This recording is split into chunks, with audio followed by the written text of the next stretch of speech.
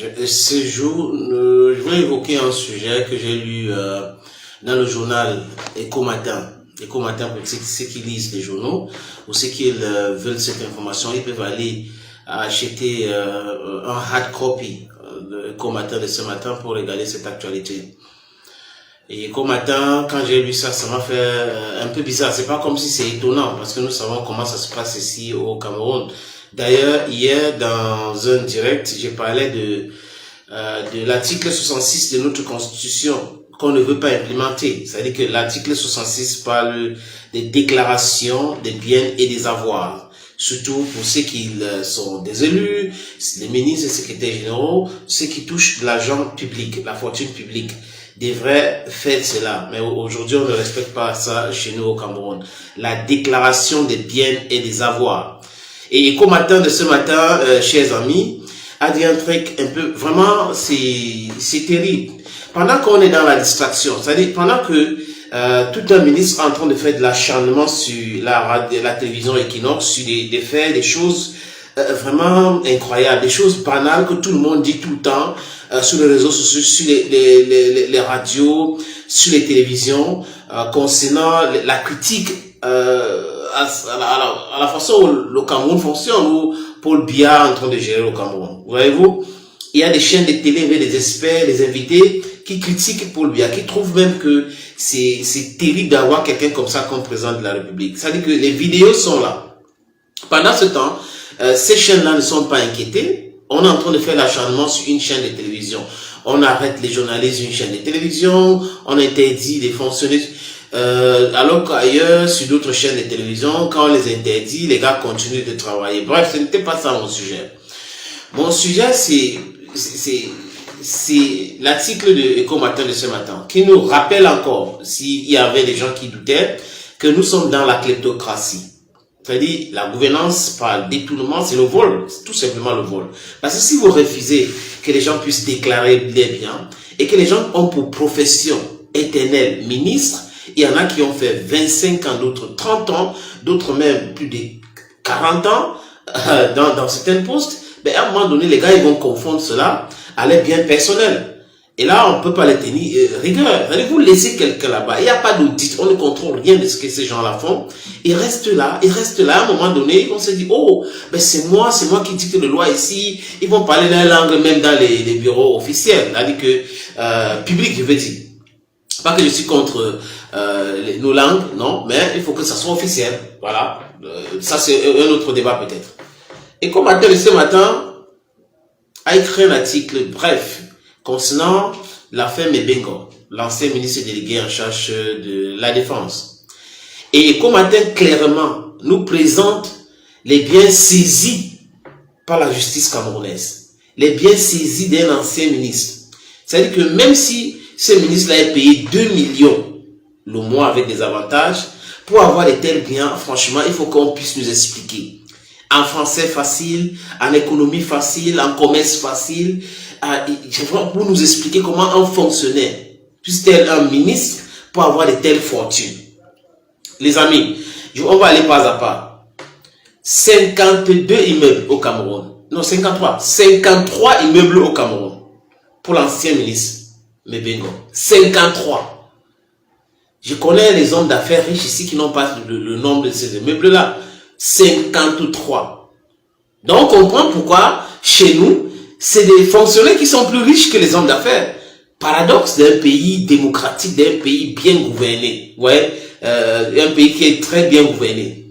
Et c'est des fonctionnaires qui sont des milliardaires. Pendant ce temps, les hommes d'affaires peinent à faire progresser leurs affaires.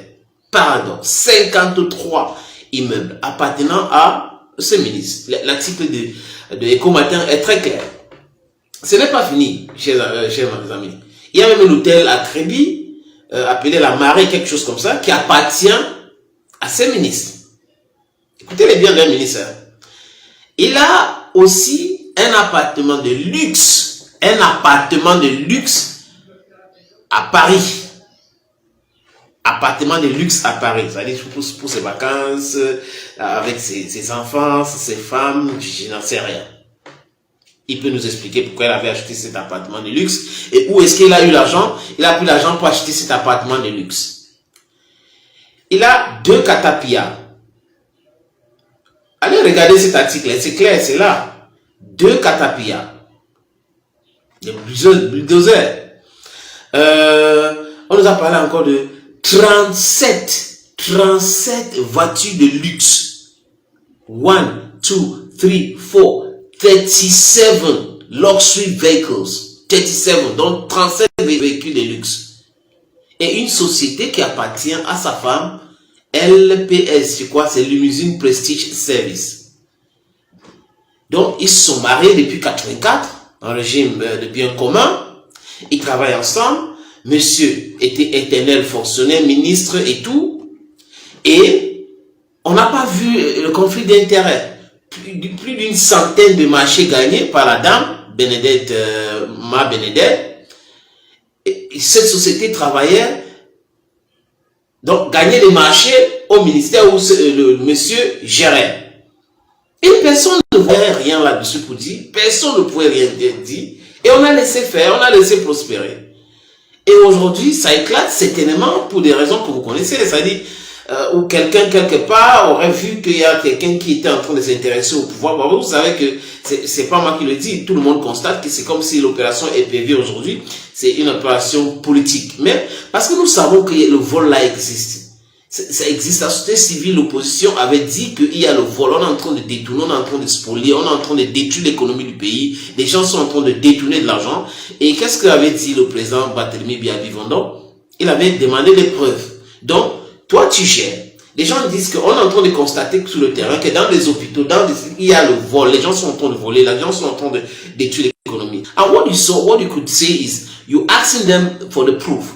And in 1997, you came up now and started arresting people. Ministre de Postes et Télécommunications. Arrestation pour une histoire de 150 millions et peut-être de plus. Aman Adama, on peut citer d'autres cas comme ça, des gens qui se sont enrichis, qui sont devenus des super milliardaires. C'est-à-dire qu'on va faire le dit, on va se retrouver à aller demander de rembourser le corps de délit qui peut être de dit n'importe quoi, 50 milliards, alors qu'ils avaient au préalable volé 150 milliards et ils ont dissimulé cet argent-là. Mais là, c'est les biens visibles. Que Eco-Matin parle de biens visibles. Donc le tribunal a pu mettre la main sur et saisir 53 immeubles. Un appartement de luxe en France. Un hôtel à Kribi. 37 véhicules de luxe. 2 catapillas.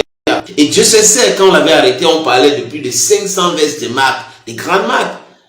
Donc, les gens s'enrichissent et ce sont ces gens-là qui vont demander au peuple camerounais d'être des patriotes, d'aimer leur pays.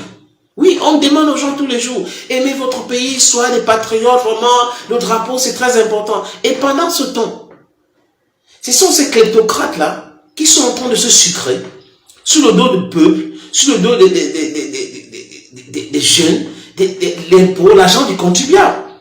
Argent du contribuable. J'attends que quelqu'un m'explique comment on peut être fonctionné même pendant 50 ans.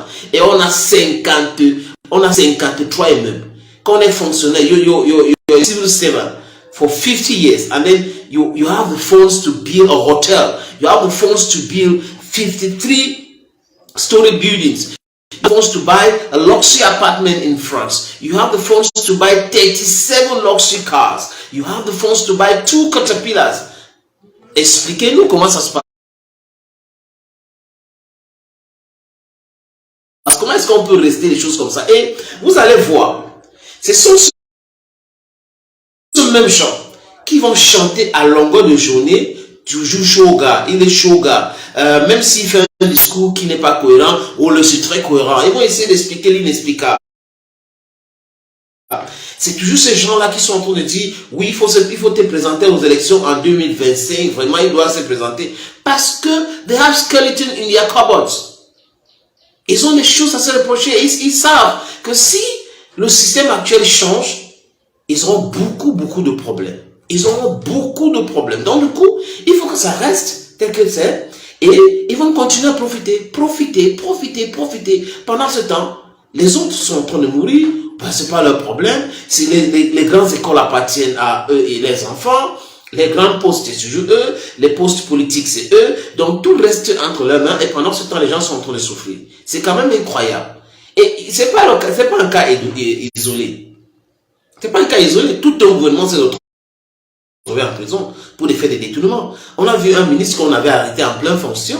D'autres qui ont utilisé des sous-fiches pour éviter l'arrestation spectaculaire. Actuellement. Donc, quand un système est basé sur le copinage, le népotisme, le favoritisme, mais ça ne peut que produire ce qu'on voit aujourd'hui.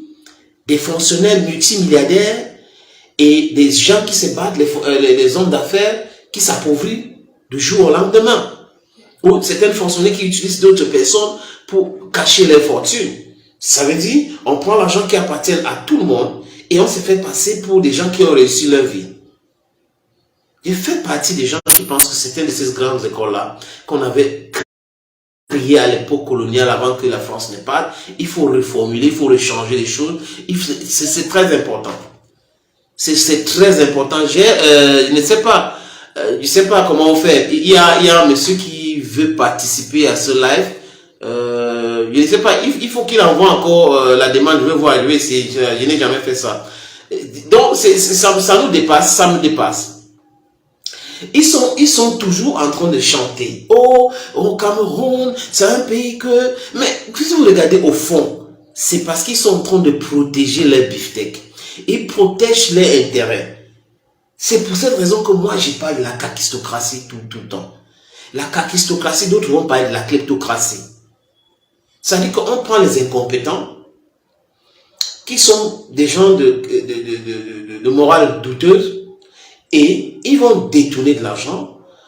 On va pouvoir les épingler. Ils ont peur de parler contre le système ou d'essayer de faire quelque chose autre, mais ils seront des fidèles. Des fidèles au point de confondre tout. Ça veut dire que des fidèles au point où si quelqu'un a un ministre délégué, un ministre ceci, il confond tout. Vous avez vu même un ministre délégué qui a insulté une femme en public.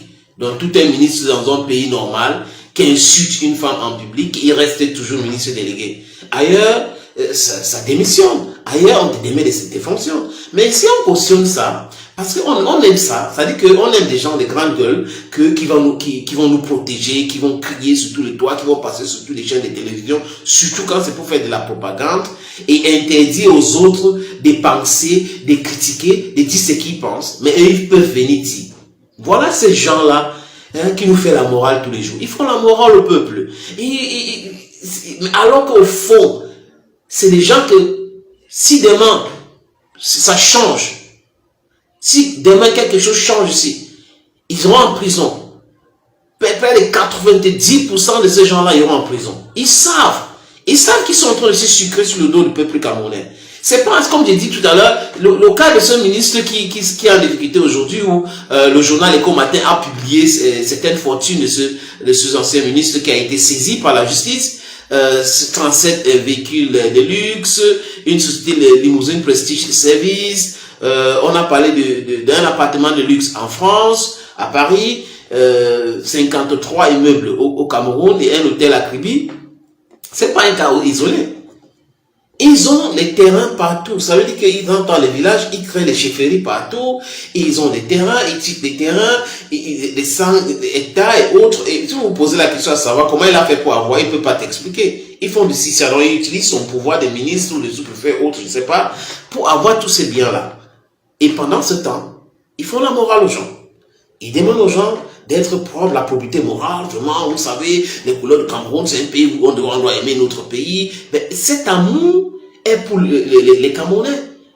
Les Camerounais qui ne demandent pas aux gens de les imposer cet amour fictif ou de leur expliquer comment aimer leur pays. Mais pendant ce temps, quand ils font ce discours-là, oui, vous allez vous dire, oui, le ministre c'était la fête ici, mais ça descend. Parce que, certainement, vous allez voir, je prends cette métaphore de bandit dans un quartier. Quand on a volé dans un quartier, et on est en train de crier, ouais, il y a quelqu'un ici qui vole tous les jours, on laisse ici nos poules, nos chaussures dehors, on est en train de voler, il va sortir, mais c'est pas possible. Pourquoi? Il faut mettre la sécurité, c'est lui la première personne à parler. Vraiment, ce quartier n'était pas comme ça avant, alors que le bandit est à côté. L'article 66 est là. Chère gouvernante, parce que moi je ne suis pas des gens qui disent non, le chef est bien et que c'est tous les autres qui sont... Non. Si le chef ne peut pas organiser les réunions, le chef ne peut pas, de parler en français facile, si le chef ne peut pas se réunir avec ses ministres, le chef abandonne les gens pendant des années pour faire des réunions ministérielles, mais le chef est à blâmer. On ne peut pas blâmer les ministres sans blâmer le chef. Il est aussi à blâmer. Dans la galère dans laquelle les gens vivent aujourd'hui, c'est un problème systémique. Le système a été fait comme ça. Et qui est à la tête de ce système? Pourquoi est-ce qu'on doit éviter de parler de cette personne qui est à la tête du système et parler des périphériques? Si on a pu voler autant d'argent, construire autant d'immeubles, acheter autant de voitures de luxe, des vestes, des maisons, de ceci, et pendant ce temps, c'est toujours le contribuable qui paye son salaire, c'est toujours le contribuable qui paye ses factures, et vous venez nous dire que ça va bien en haut là-bas et que c'est en bas qui est pourri? Non, c'est pas vrai, les amis. Je vais mettre un thème à cette direct, les amis. À très bientôt sur nos différentes plateformes. Hello la famille, c'est Claude Issiard. Je suis Bantou, ça, tu le sais. Et je regarde Bantou sur LTM TV. L'identité, c'est sacré.